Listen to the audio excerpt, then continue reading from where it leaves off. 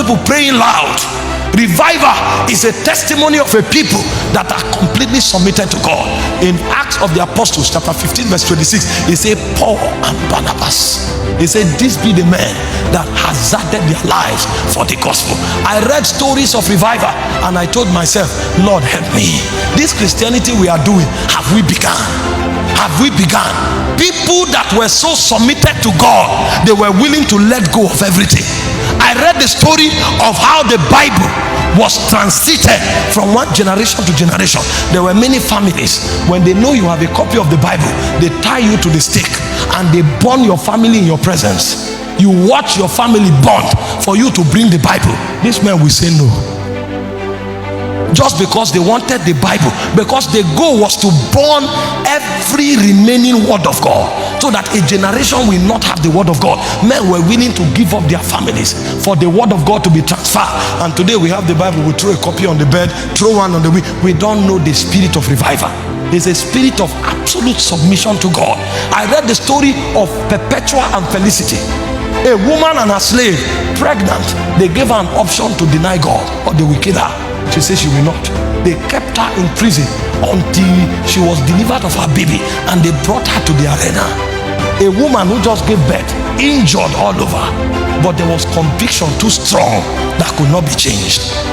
They brought her to the arena and she was torn apart by wild beasts. Those were the things that fueled the conviction of the church.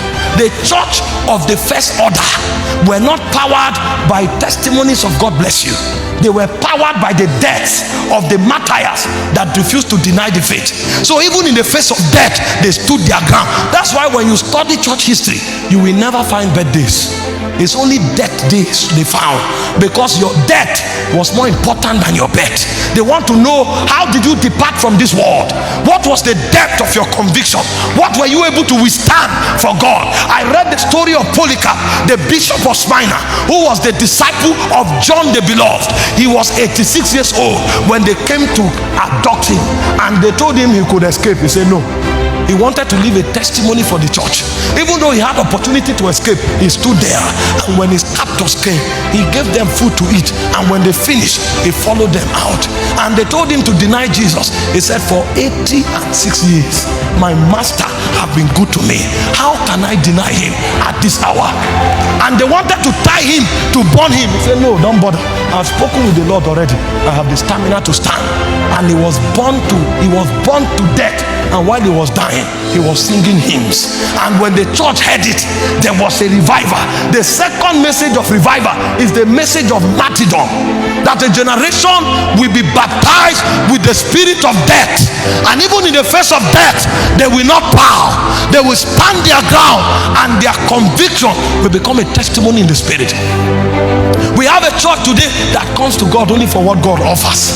We don't know the church that is willing to give up herself anymore. It's a time will fail me to speak of Gideon, to speak of Barak, to speak of Samuel and the prophet, who through faith subdued kingdom. They wrought righteousness. They obtained promises. It said weak men were made valiant in battle. It said in the face of deliverance, they denied it that they may receive a better resurrection. It said men were sawn asunder. Women received their dead back to life. What was the power that regulated them? It was the spirit of martyrdom. Jesus came and said, some of you will be in prison for 10 days. He said, but if you do not deny my name, I will give you a crown of life. The power of revival is the power over death, that when the church is marching on, she doesn't bother what is by her way. None will break their rank. They can walk through fire, they can walk through death. Their testimony will remain the same. It is always Jesus. We will not be careful to answer you in this matter. You can make the fire 7 times hotter, we will not bow. Oh King, we will not bow. You can make it 7 times hotter, we will not bow. And even while they were being thrown to death, they were singing songs of praise. And suddenly the king saw a fourth man in the fire. Is it not 3 men we threw into the fire? How come I see 4 men? And he said the fourth man looks like the son of the highest. When we embrace martyrdom, then the outpouring can come.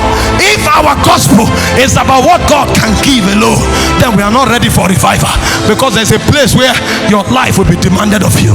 In Matthew 24 from verse 9, it says you will be delivered up for affliction, you will be delivered up to be killed. It said many will hate you. It said there will be betrayers and there will be offenses, because iniquity shall abound, the love of many shall wax cold. But it says him that endures to the end. It's not he that I deliver, he that endures to the end.